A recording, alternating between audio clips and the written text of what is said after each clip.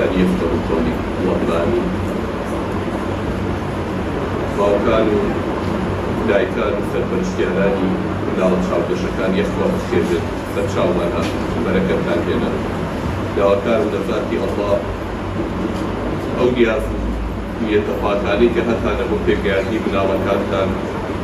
وا بەزیاو بۆتان بێنێتە دی باوکو خۆعافیکا هەموو جار بە من ئێوەش لەو قسەی تێناگەیشتم کە منداڵومەی و کوڕەکەم کەس لەم دنیا حەز ناکا کەس لە خۆی پیاوتر بێت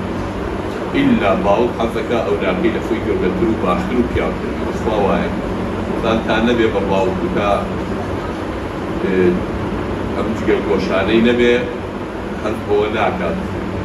هەمووتان حەزەکەن مناڵەکانتان ئەو فرسەتەی کە بۆ خۆتان نەگونجاوە لە تەمەنێکا و لە گەنجێتیە ئەمڕۆ بۆ مناڵەکانتان بگونجێت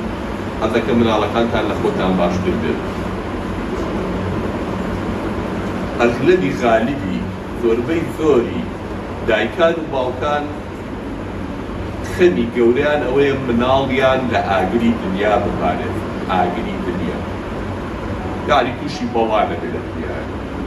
هەر لە بچکۆلەییەوە چاوی لە سەرێتی چاوێکی دنیای پێبینێ چاوکێکی لەسەر مناڵەکەی خوایە نەکرد خۆی نەیا بەدارێکا بە بەردێکا تووشی نەخۆشیە نەبێت تووشی دەردێ نەبێت تووشی چاو نفوس نەبێت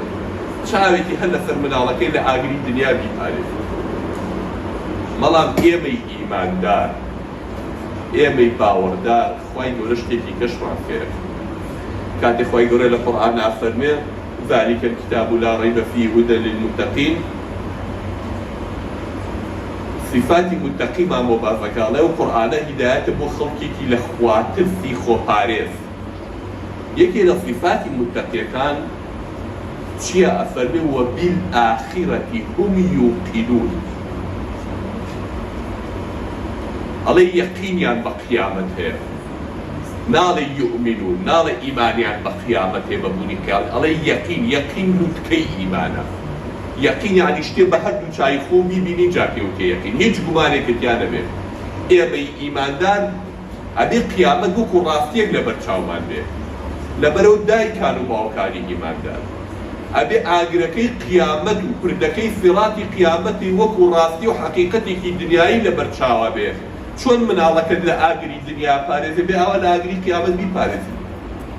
مەڵێ خەمم نییە ترەوەیان خوای گەورە هیدایەتی باو بەڕێی خۆیەوە چۆن تۆ ئەو مناڵە لە ئاگری دنیا پارێزی ئاگری دنیاکە لەوانەیە حەلەی پێبێ بەس ئاگری قیامەتەکە نییەتی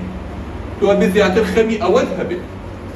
کە ئەو مناڵە لەی ساوە ڕێگەیەکی پیشانەی جادەیەکی بۆ قیرکەی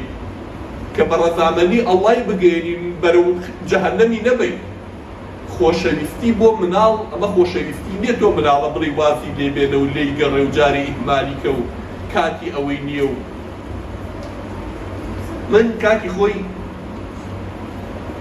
لە کۆلیجی پەروەردە تەلەبە بوو لە هەولێر مامۆستایەکمان هەبوو بە ناوی دکتۆر محەممەد الجبوری پیاوێکی بە تەمەنی پیر نەخۆشیش بۆ کاتە پێم وابێ دکتۆراکەی لە ئەمریکا هێنابوو چونکە لە بیرمە لە یەکێ لە محافزەڕاتەکانە شتێکی سەیری بۆ باسکردی دکتۆر محەممەد جبوری وتی کاتێ لە ئەمریکا ئەم خوێن کتێبێکمان هەبوو پێوتە علم النەفسی تەربەوی دەروونناسی پەروەردەیی کە چۆن تەربیەتی مناڵ بدرێ ئەیوو کتێبێکی زۆر گەورە بووە دەوری 1970 لاپەڕێ بوو بۆ باسی کرد ئەیوو مەنهەجی ئێمە بۆ لە ئەمریکا خوێندوومانە و ئەو پرۆفیسۆرەشی کە ئەو کتێبەی نووسی بوو خۆی دەرسەکەی تێوتی خاوەنی کتێبەکە خۆی دەرسەکەی تێوتیەوە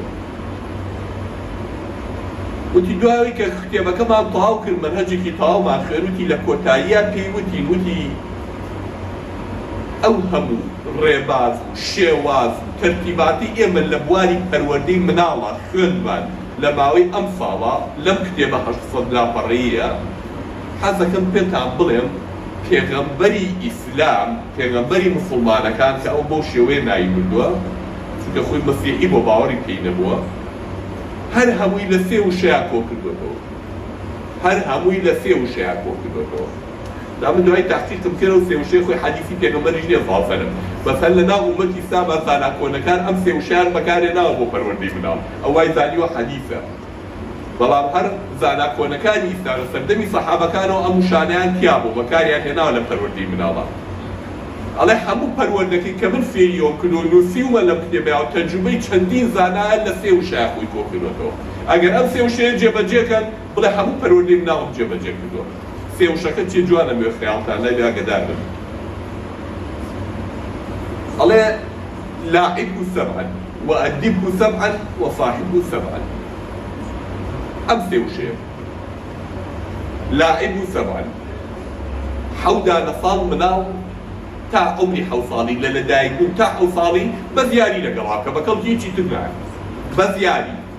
بریتێن لە کوتلێک لە وزە لە تاقە بریتێن لە کوتلێک لە تاقە هەر بەرزەبێتەوە هەر ئەجوڵێت وزەیەکی عەجیبی پێ خۆیان بەدارە بەبەنە بەس ئاگار لێی بێت تووشی زەرەر نەبێت کەس لێ نەبێتەوە خۆی عەزێت نەیە ئیتر ئەبێت تۆش وەکو مناڵ یاری لەگەڵا بکەی لاعیب و یعنی یاری لەگەڵا بکە ئەبێت تۆش مناڵێ بی وەکو ئەو یاری لەگەڵا بکەی هەتا عمری حەو ساڵە بێت تۆش وەکو ئەو مناڵ بی خۆ بکەی بۆ مناڵە و یاری لەگەڵ باوکێکی گەورە و بە شەخسێتی ئەمە ناخوا ئەبێ بێت سواری کۆڵە بێت ئەبێ بەرزی کەیتەوە لە قەوادۆشکانێکی سەربقولاتی لەگەڵا بگی پێ بکەنی چەپڵەی بۆ لێی ئەبێ یاری لەگەڵا بکەی ئەمە ئەسلوبی تەربیەتی ڕاستیە تا عمری چەند حەو وأدبه سبعا على حوتي دوهم لحود بۆ چواردە ئەمە کاتی ئەدەبدان و تەربیەتدانی مناڵ ئەمەیە لە حەود بۆ چواردەیە بۆ یاڵم جوان تەرکیزکەن چونکە ئەم مناڵانەی جەنابتان کە لێرن لەم فترەیە فترەی حەو بۆ چواردەن ئەغلەبیە تەربیەتی مناڵ بەس لەم حەو ساڵەیە ئەدرێ ئەم مناڵە لە عمری حەو بۆ چواردەن پارچەیەکی ئیسفەنجە پارچەیەکی ئیسفەنج ئەیخەیتە ئاو ئاو هەڵەبژێ ئەیخەیتە قوڕاو قوڕاو هەڵەبژێ ئەیخەیتە کەفاو کەفاو هەڵەبژێ چی و تێکرد ئەوە هەڵەبژێ نازانێت چاک چی و خراپ چییە بەس وەرەگرێ تێناگەیتە تۆ پێڵەی فێری دزی و کرد دزی فێرە بێ فێری کرد دزی عەیبە هەتا ماوە زانێت دزی عەیبە فێری کرد جوێندان و قسەی ناشرین ئەم وشەیە عەیبە تا ماوە لە مێژکی ئەجەزبێ خۆت فێری وشە ناشرینەکە و کردوایی گلەی مەکە هەتا ئەمری و مناڵە بەکاری دێنێ لە حەو بۆ چواردە کاتی پەروەردە و تەربیەتدانی مناڵانە ئەم فترەیە مناڵەکە تۆ ناردووتەتە لای ئێمە دا پێشەوە ئێمەش باسکەم لێرەیە لەم ماوەی هێمە چی بکەین لەم حەوت بۆ چواردەیە خۆناغی سێمیشیان ئەمە خەتەر ئەمەش زۆر خەتەرە چواردە بۆ 21 حەوتەکەی سێهەم ئەفەرمێ وەصاحبه سبعا مناڵ جا کوڕ بێ یا کچ بێ لەگەڵ بوو بە 14 ساڵ باڵغ بوو ئەم جارە کاکی برا خۆی لێ گۆڕێ کوڕەکە خۆی لێ بێ بە پیاوە خۆڵ باوکم وازان لێر مناڵەکەی جارانم دووتی زل بۆ دەیگی گەڕ بۆ خۆی بە پیاوە زانێ و قسەی زلەکاومانە بە هیچ شێوە نەسیحەت قبوڵ ناکە تەربیەت و نەسیحەت لە چواردەوە قبوڵ ناکە کچ سەیرەکەی دەرگای دەوڵاڵەکەی داخستووە نە دایک گەزانێ چیتیە نە باوک گەزانێ خەریک کوڕ بێ یا کچ بێ تاکە یەک بەشەر سڕی ئەزانێت نە باوک سڕی کوڕەکەی ئەزانێت و نە دایک سڕی کچەکەی ئەزانێت یەک کەس هەموو معلوماتێکی دەربارە ئەو هەرزەکارە ئەویش کێیە بەس تەنها ڕەفیق بەس تەنها ڕەفیقەکەی ئەگەر ئەدەوێت ئاگال لە کوڕەکە و بێ لە کچەکە و بێ لە چواردە بۆ 21 یەک ڕێگەت هەیە ئەویش ئەوەی خۆ بکەی بە ڕەفیقی وەکو ڕەفیق مەعامەلەی لەگەڵا بکەی ئەگەر گەیشتەوە قەنەعەتە باوکەکەی وەکو ڕەفیق مەعامەلەی لەگەڵ کوڕەکەیان کرد حسابی بۆ کردو بە پیاوی زانی و لەگەڵ یا چووە دەرەوە و لەگەڵ خۆیان و احترام و قسەی لەگەڵا کرد بە هەمان شێوە دایکە لەگەڵ کچە یعنی وای لیا و جێستیقە بوو بە ڕەفیقی زانی جە معلوماتی خۆی لاڵێ اینجا زانیم ئەم هەرزەکارە خەریکی چییە بۆی ئاگار لێ بێت ئەگەر لە قۆناغەکەی پێشترا کە پەروەردەکردنەکەیە ئەم مناڵ و جوان پەروەردەکرد بێ لێرەشە خوار نابێت ئەو پەروەردەی دەوری خۆی بینێ لەم 14 بۆ 21 بەس دەبێت خوا پەنامامە بە خواری هاتوێ لێرە بۆ ڕاست ناکرێتەوە ئەبێ بە بەڵایەک زۆر بە زەحمەت مەگە خوا ڕەفیقێکی دینداری خواناسی بکا بە نسیب لەو عمرەیان ڕاستی کاتەوە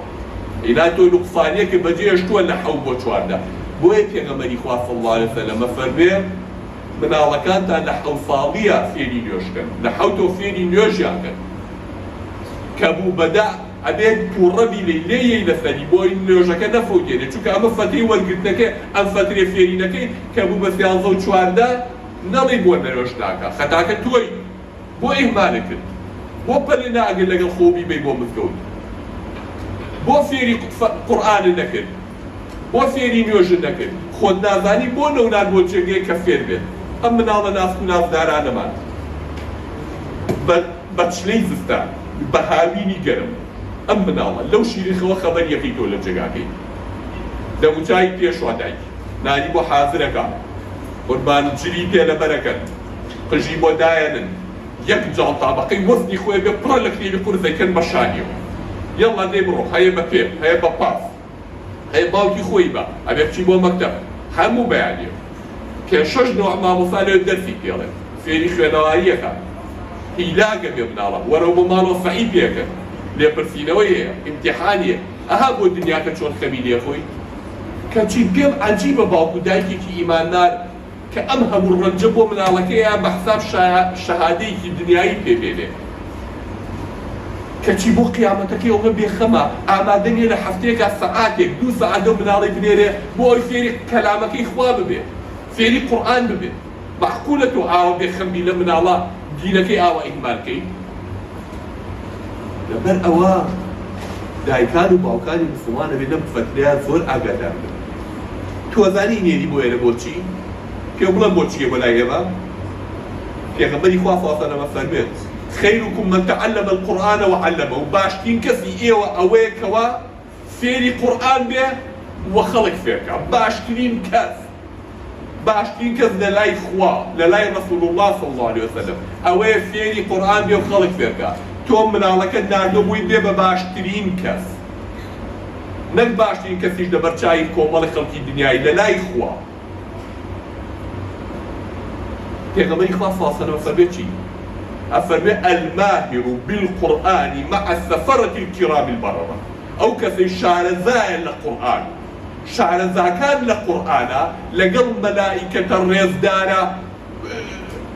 هەڵبژێراوەکانی خوان پلەیان لە لای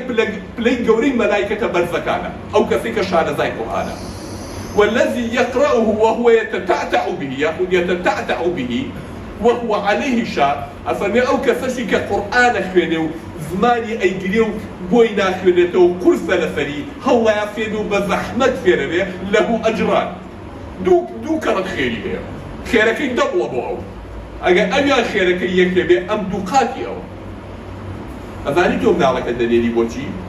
ئەی نێری بگەی بە ڕەفیقی مەلایکەت ئەوە حەدیثی پێغەمبەرە صلی الله علیه وسلم فەرمێ الماهر بالقورآن مع السفرة الكرام البررة شارەزا لە قورئانە لەگەڵ مەلایکەتە هەڵبژێرە سەفیرەکانی خوا سەفەرە یعنی سەفیر یعنی ڕەفیقی جبریلە سەلامی خوای لێبێت تۆ بۆ سەعاتێ بۆ 2 سەعات ئەم مناڵانێ تووشی ئەم ڕێزا بێ بەڵام شەو ڕۆژ خاینێری بۆ مەکتەبەکەی کە خومە لە قەیری ئەو کەم ناکەمەوە بەڵام بۆ شەهادەیەکی دنیای نێری بۆ ڕێز و قەدرێکی دنیای نێری بۆی لەناو خەڵکا بڵێن مستەقەفە و خوێنەواریکی هەیە دەکاکە ئەمەشی لەگەڵا بکە بۆ قیامەتەکەی خۆت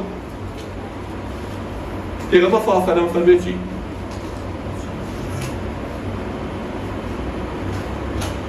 فەرمێ حەزەکەن هەندێکی لە ئێوە هەستێ لە بەطحان دەشتێک بوو لەولا شاری مەدینەوە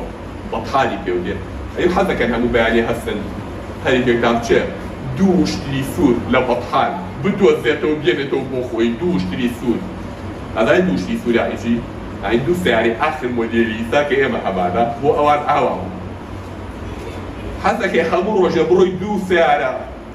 ئاخر مۆدێلی دەرەجەیەک بێنیتەوە بۆ خۆت جا چ کات بێ ڕۆژی دوو سیارە یاخود دوو وشتری پێ پێیان جارە وەڵای ڕەسوڵە جا کێوی پێ بێت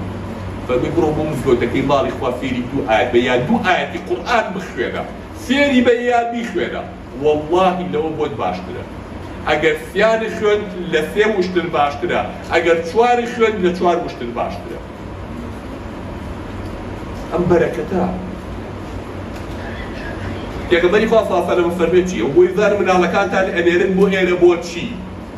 پێغەمبەری خوا صلی الله علیه و سلم فەرمێ ما اجتمع قوم حديث صحيح لصحيح مسلمات ما اجتمع قوم في بيت من بيوت الله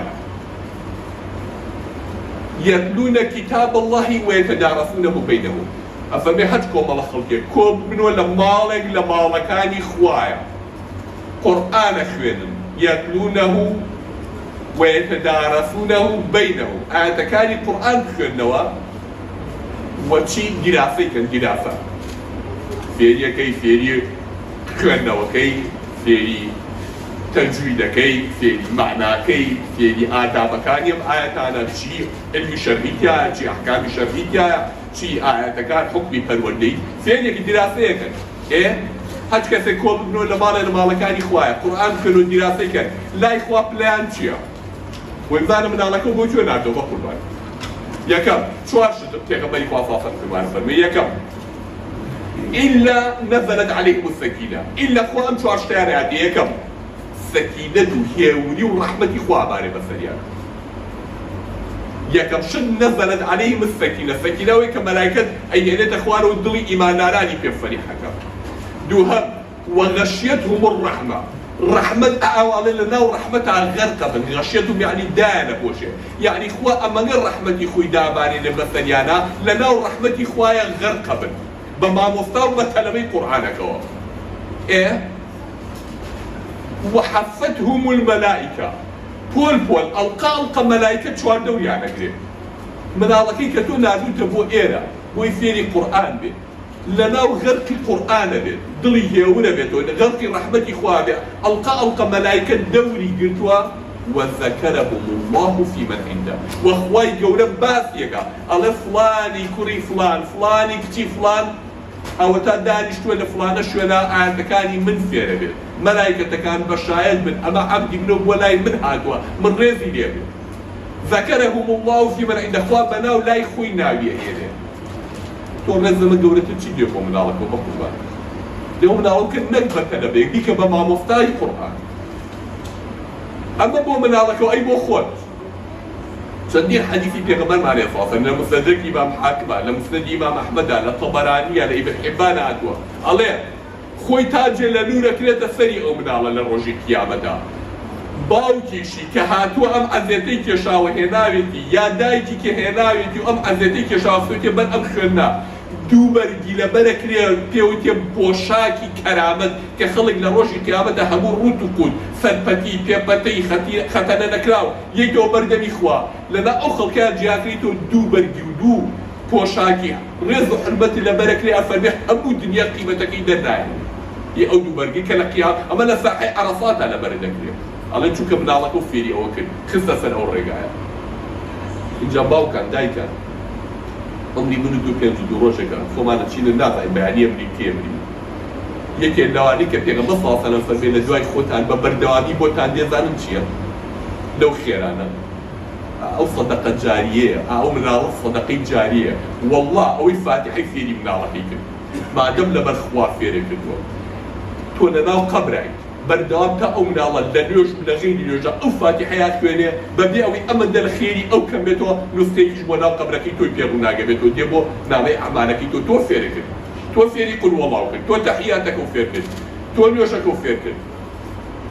جانیەتەکە و هەرەوەندەش نەبێ بە قوربان ئەگەر ئەویش بڵێ خوایە بێت تا قیامەت ئاوا بڕۆ بەو نیەتە بۆی مناڵەکەی منیش بێ بە مامۆستا و گەورە بێ و ئەویش دەکەس فێرکە خێری دەکەش بۆ مناڵەکە دێ مناڵەکە و دەنەفەرەکەی کەش بۆ تۆ دێ چونکە تۆ سەبەبکار بووی تا قیامەت بەردەوامە بێت ئەزانەمە چ بەرەکەت و ڕەحمەتێکە ئەوەشی کە مناڵەکەی فێری ڕوت و قوتیەکات ئەو دایکی مناڵەکەی ڕوو دەکاتەوە لەگەڵ ڕێز ماڵم کچەکەی فێری ڕوت و قوتیەکات فێری پۆشاکی بێدینیەکات لە نوێژی فێرەکەوە لە ئەمانە فێری خەڵپەڕکێ و ئاهەنگیەکە لە دوای مردنی خۆی هەرچی بکە بۆ ئەویش دەچێت ئەم دایکە فێری کرد ئەم باوکە چاویلی پۆشی و مناڵی ئاوا فێر کرد خوای گەورە الحەمدولایە بەسەر کردووەتەوە هیدایەتی یاوی کردوونی بە خزمەتکاری قورئان گەورەترین پلە لەم دنیاوە خوا بە خزمەتکاری قورئانەکەی خۆی قبوڵەکە وەزانە قورئانە چەند گەورەیە ئەو قورئانە پەتی بەینی ئێمە و خوایە لای ئەڵڵا شۆڕ بۆتەوە بۆ لای ئێمە کێ ئەوێ بگاتە لای ئەڵڵا دەست بەم پەتەوە بگرێ گێرێتە لای ئەو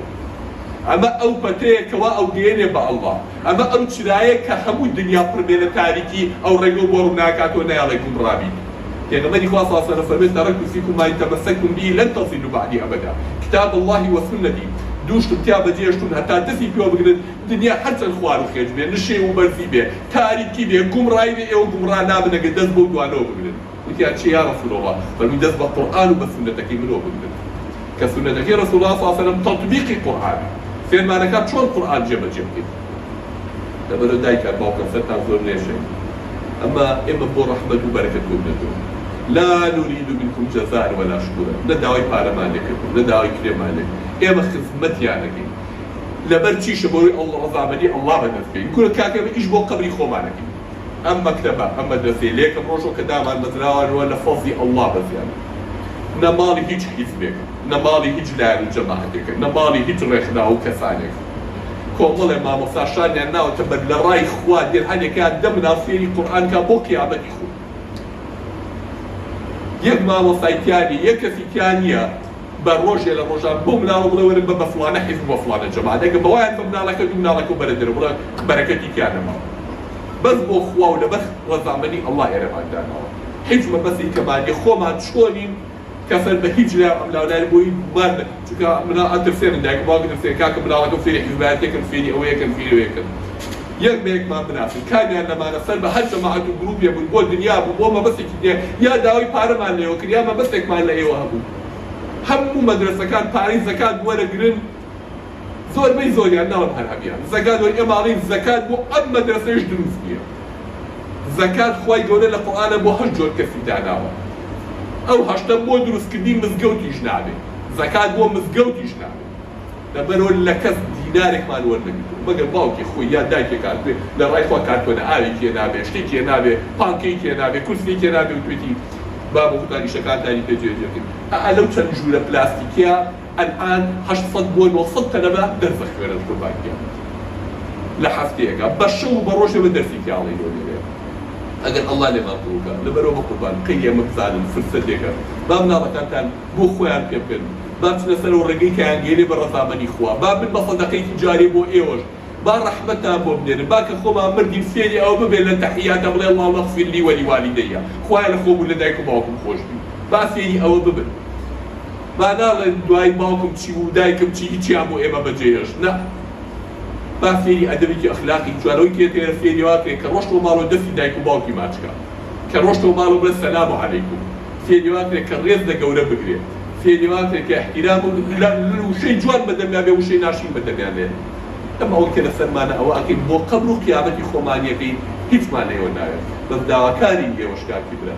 حتى بوت انا في متابعين من الله كان تامن وزياده من الله كان كشخاب ديال يدير دراسه كانت كاك ولا يوم يمنر بو بدا فيك كان الحمد لله بريتي شاب